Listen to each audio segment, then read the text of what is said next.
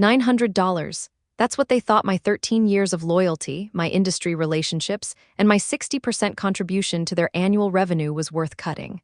Not 9,000, not 90,000. $900 from a bonus pool that totaled over 3 million. They called it budget optimization. I called it the most expensive mistake in their company's history. My name is Catherine Reynolds, and this is the story of how I turned their $900 insult into a $48 million lesson in respect. For 13 years, I had been the invisible engine driving Sterling Dynamics' most profitable client relationships. While other business development executives chased new prospects with flashy presentations and expensive dinners, I specialized in something far more valuable: transforming one-time customers into long-term strategic partners. My approach wasn't about closing deals. It was about building business relationships so essential to my clients' operations that replacing me would be more expensive than any competitor could offer. The foundation of my success was simple but revolutionary. Instead of selling services to clients, I became an integral part of their strategic planning process. When Meridian Industries needed to restructure their supply chain logistics, I didn't just provide consulting recommendations. I embedded myself in their operations for 6 months, working alongside their internal teams to design, implement, and optimize solutions that saved them $12 million annually.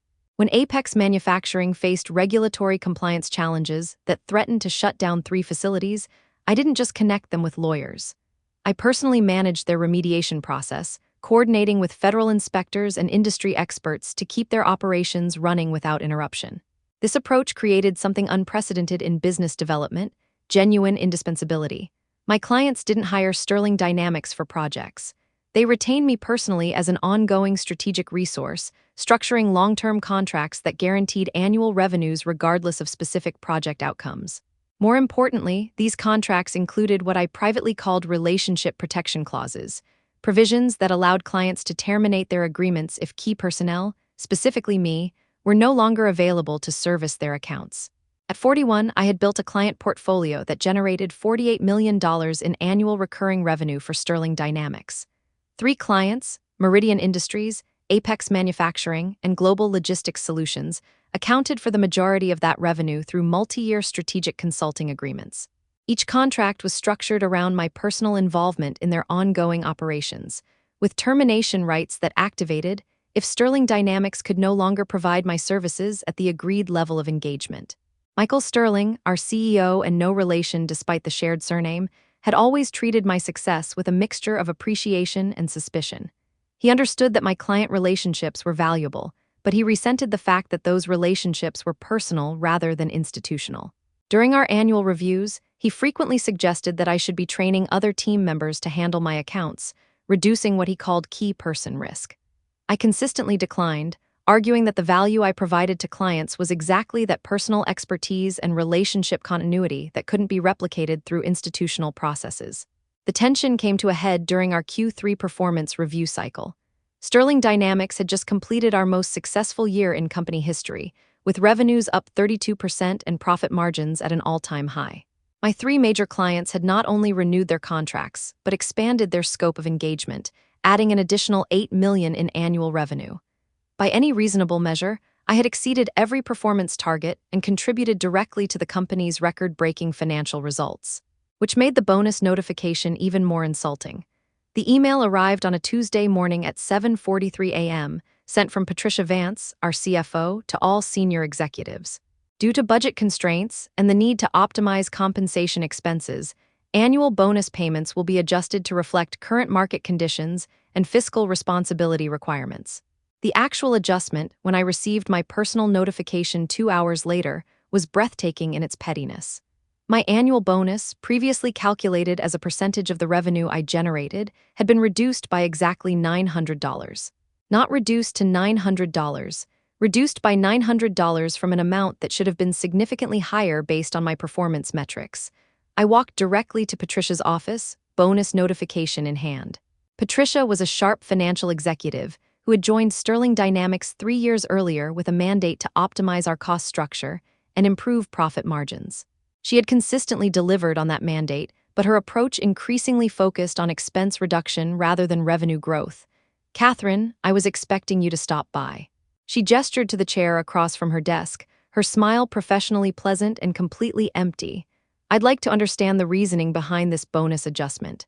According to my calculations, my generated revenue exceeded target by 18% this year. Patricia pulled up a spreadsheet on her monitor, turning it so I could see the data.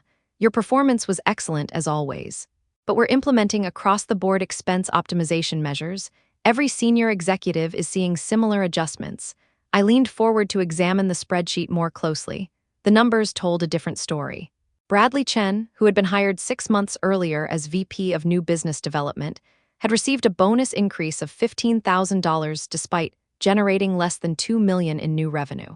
Sarah Martinez from Operations had received her full calculated bonus plus a discretionary award for process improvements. Even Patricia herself had received the maximum bonus allowed under her contract. This doesn't appear to be across the board, I said, pointing to the discrepancies in the data. Several executives received increases while my bonus was reduced. Patricia's expression tightened slightly. Catherine, your situation is unique because of your compensation structure.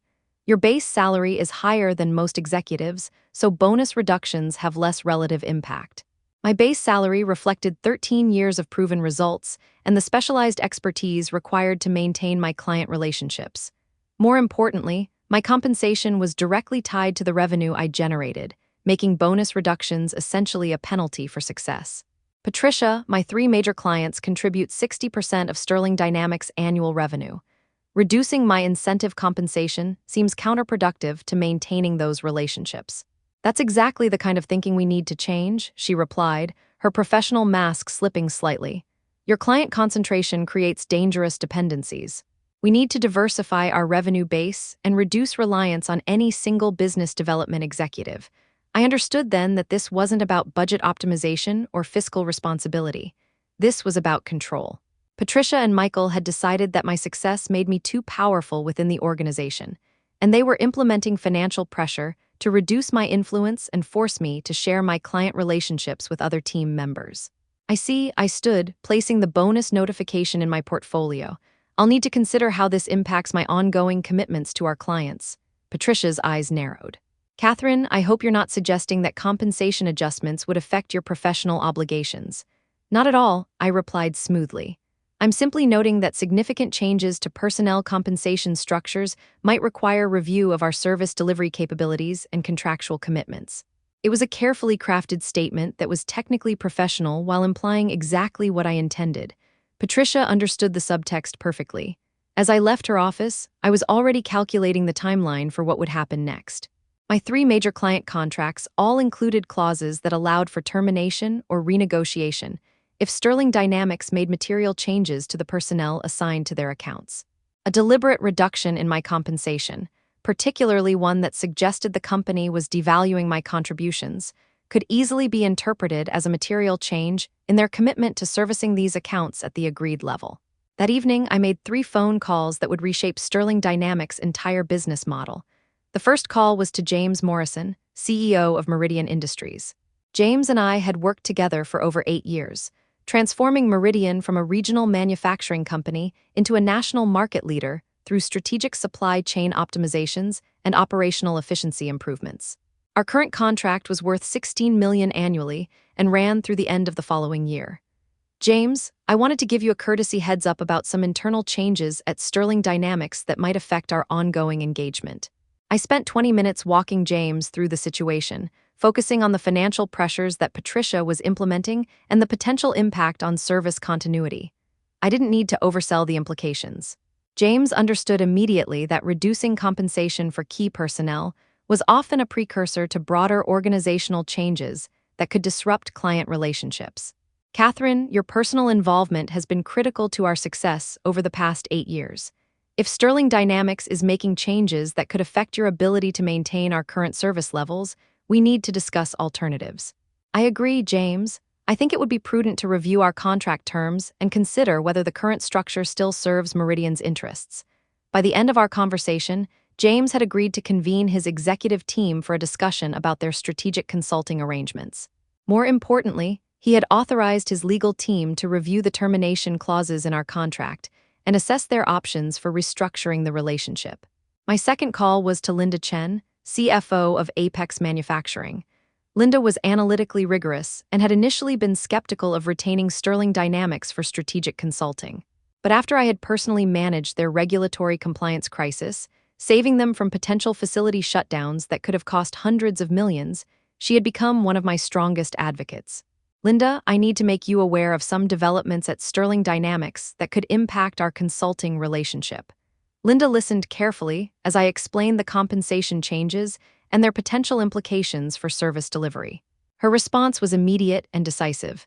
Catherine, Apex's board specifically approved our consulting contract based on your personal involvement in our operations. If Sterling Dynamics is making personnel decisions that could compromise that involvement, we need to reassess the entire relationship. Our Apex contract was worth $18 million annually, structured around ongoing operational consulting and strategic planning services. Like the Meridian contract, it included specific provisions allowing termination if key personnel were no longer available to maintain service levels. Linda, I think it would be appropriate for Apex to formally review whether Sterling Dynamics can continue to meet the service commitments outlined in our agreement. I'll have our legal team draft a formal inquiry today, Linda confirmed. If we determine that Sterling Dynamics can't maintain the agreed service levels, we'll exercise our termination rights and explore alternative arrangements. My third call was to Robert Kim, President of Global Logistics Solutions. Robert was the most strategic thinker among my clients, and our relationship had evolved into something resembling a strategic partnership. Global Logistics didn't just hire Sterling Dynamics for consulting projects. They had integrated our recommendations into their core business model, restructuring their entire operational approach around efficiency frameworks I had developed specifically for their industry. Robert, I wanted to discuss some changes at Sterling Dynamics that might affect our strategic partnership. Robert's response was characteristically direct. Catherine, our entire logistics optimization strategy is built around the methodologies you developed. If Sterling Dynamics is making changes that could affect your continued involvement with our account, that fundamentally alters the value proposition of our relationship. The global logistics contract was worth $14 million annually, but more importantly, it included intellectual property licensing agreements for the optimization methodologies I had developed. These methodologies were specifically attributed to my expertise and could not be transferred to other Sterling Dynamics personnel without Global Logistics' explicit consent. Robert, I think Global Logistics should formally assess whether the current consulting arrangement still meets your strategic requirements.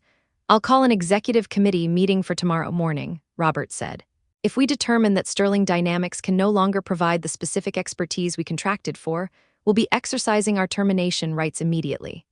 By Wednesday morning, less than 24 hours after Patricia had informed me of my $900 bonus reduction, 3 formal letters had been delivered to Michael Sterling's office. Each letter, from 3 different law firms representing 3 different clients, contained identical language. Formal notice of intent to terminate consulting agreements due to material changes in service provider capabilities. The financial impact was immediate and devastating. Meridian Industries, $16 million in annual revenue, terminated. Apex Manufacturing, $18 million in annual revenue, terminated. Global Logistics Solutions, $14 million in annual revenue, terminated. Total immediate revenue loss, $48 million, representing 60% of Sterling Dynamics' annual income. But the damage went beyond simple revenue loss. Each termination triggered cascade effects throughout Sterling Dynamics operations. The business development team lost their primary success stories for prospecting new clients. The operations team faced massive staff reductions as project workload disappeared overnight. The finance team discovered that their cash flow projections, based on recurring revenue from long-term contracts, were suddenly worthless. Michael Sterling called an emergency all-hands meeting for Thursday morning. The conference room was packed with every senior executive, department head, and key personnel. The tension was palpable as Michael stood at the front of the room, his face showing the strain of the past 48 hours. As you've all heard by now, we've received termination notices from 3 of our major clients. This represents a significant challenge that we need to address immediately as a team. Patricia Vance sat to his right, her usually confident demeanor replaced by something approaching panic. The financial implications were staggering. Without the recurring revenue from these 3 contracts, Sterling Dynamics would need to reduce operating expenses by at least 40% to remain solvent. That meant layoffs, salary cuts, and potentially selling assets to maintain cash flow. Michael's gaze swept the room and settled on me. Catherine, since these are your client relationships, we need your immediate assistance in damage control. What can we do to salvage these contracts? I stood slowly, gathering the folder I had prepared for exactly this moment. Michael, these clients have made their decisions based on their assessment of Sterling Dynamics' ability to maintain agreed service levels. Their concerns appear to be focused on personnel stability and service continuity. But surely you can explain the situation and convince them to reconsider, Patricia interjected. These terminations seem disproportionate to any internal personnel decisions. I opened my folder and removed copies of the 3 client contracts, each showing the relevant termination clauses highlighted in yellow. Actually, Patricia, these terminations are entirely consistent with the contractual terms that were negotiated specifically to protect client interests in situations exactly like this. Michael leaned forward. What do you mean, situations exactly like this? I turned to face the room full of executives who were beginning to understand the magnitude of their miscalculation. These contracts include provisions allowing termination if the service provider makes material changes to key personnel assignments or compensation structures that could impact service delivery quality. The silence in the room was absolute. $48 million in annual revenue, gone because of a $900 bonus reduction that had been implemented without considering its contractual implications. Catherine Bradley Chen spoke for the first time, his voice strained. Can't you negotiate with these clients? Explain that the compensation changes were just administrative adjustments. I met his gaze steadily. Bradley, these clients made their termination decisions based on their assessment of Sterling Dynamics' commitment to maintaining service quality. They've determined that reducing compensation for key personnel indicates a devaluation of the expertise they contracted for. Michael tried to regain control of the situation. What would it take to reverse these terminations? The clients have made their decisions, Michael. However, I understand that each of them is open to negotiating new consulting arrangements with service providers who demonstrate appropriate commitment to personnel stability and service quality. Patricia's face went white. Are you suggesting that you could provide these services independently? I'm noting that these clients have specific requirements for strategic consulting that need to be met by qualified providers. Whether that's Sterling Dynamics or another firm depends on their assessment of service capabilities. The implications hit the room like a physical blow. Not only had Sterling Dynamics lost $48 million in annual revenue, but their former clients were actively considering alternative arrangements that could potentially exclude Sterling Dynamics entirely from future opportunities. Michael stood, his face flushed with anger and desperation. Catherine, we need to resolve this situation immediately. What compensation adjustments would be necessary to address these client concerns? I smiled then, not warmly. Michael, the clients haven't expressed concerns about my compensation. They've expressed concerns about Sterling Dynamics' commitment to maintaining service quality. Those are management decisions that go beyond individual compensation structures. Over the following week, Sterling Dynamics' leadership team made increasingly desperate attempts to salvage the client relationships. They offered to restore my full bonus, then to provide additional compensation increases. They proposed creating a new senior executive position with enhanced authority and resources. They even suggested restructuring my role to include equity participation in the company. But it was too late. The clients had already begun implementing alternative consulting arrangements. Meridian Industries hired me directly as an independent strategic advisor, paying premium rates for the same services I had previously provided through Sterling Dynamics. Apex Manufacturing created a consulting contract that paid double my previous compensation for reduced time commitments. Global Logistics Solutions offered me a permanent position as Chief Strategy Officer with equity participation and a compensation package that exceeded my Sterling Dynamics salary by over 200%. I chose the Global Logistics offer, not just for the financial benefits, but because it represented everything Sterling Dynamics had failed to provide. Genuine recognition of expertise, compensation aligned with value creation, and organizational commitment to long-term strategic thinking rather than short-term expense optimization. 6 months later, Sterling Dynamics filed for Chapter 11 bankruptcy protection. The loss of 60% of their annual revenue, combined with the cascading effects on their remaining operations, had made their business model unsustainable. Michael Sterling was replaced by a turnaround specialist who immediately began liquidating assets and terminating personnel. Patricia Vance left to pursue other opportunities, though her reputation for short-sighted cost-cutting made those opportunities limited. The irony wasn't lost on any of us. In their effort to save $900 from my bonus, they had triggered a sequence of events that ultimately cost them their entire company. The bankruptcy filing listed assets of 42 million and liabilities of 67 million, meaning that Sterling Dynamics was worth less than the annual revenue they had lost when my clients terminated their contracts. As for me, my new role at Global Logistics Solutions exceeded every expectation. Within 18 months, we had expanded into new market segments, acquired 2 strategic competitors, and increased company valuation by over 300%. The methodologies I had developed at Sterling Dynamics, now properly recognized and compensated, became the foundation for a logistics revolution that transformed how mid-market companies approached supply chain optimization. The business press eventually picked up the story, though they focused on the financial aspects rather than the personal dynamics. Forbes ran an article titled, "How Key Person Risk Destroyed a Consulting Firm." Harvard Business Review published a case study on the importance of aligning compensation with value creation. The Wall Street Journal featured Global Logistics Solutions as an example of strategic talent acquisition driving competitive advantage. But the most satisfying moment came during an industry conference 2 years after the Sterling Dynamics collapse. Michael Sterling, now working as an independent consultant, approached me during the networking reception. "Catherine," he said, extending his hand awkwardly, "I wanted to apologize for how things ended. We should have recognized your value better." I shook his hand briefly, professionally. "Michael, you recognized my value perfectly. You decided it was worth $900 less than I thought it was worth." The market ultimately determined who was right. He had the grace to look embarrassed. "We never expected the client reaction to be so severe." "That's exactly the problem," I replied. "You made decisions about personnel compensation without understanding the contractual and relationship implications. That's not strategic leadership. That's just poor business judgment." As I walked away from that conversation, I reflected on the path that had brought me from an undervalued business development executive to a C-level strategic leader. The $900 bonus reduction hadn't just been an insult. It had been a revelation that Sterling Dynamics leadership fundamentally misunderstood the source of their success. They had thought they owned my client relationships, that the contracts were institutional assets that would survive personnel changes. They had calculated the cost of reducing my compensation without considering the cost of losing the expertise that had created those relationships in the first place. What they learned, too late to save their company, was that in professional services, relationships and expertise aren't interchangeable commodities. They're personal assets that create institutional value only as long as the institution properly values the person who built them. My name is Catherine Reynolds, Chief Strategy Officer of Global Logistics Solutions, former senior executive at Sterling Dynamics, and proud architect of the most expensive $900 lesson in corporate history.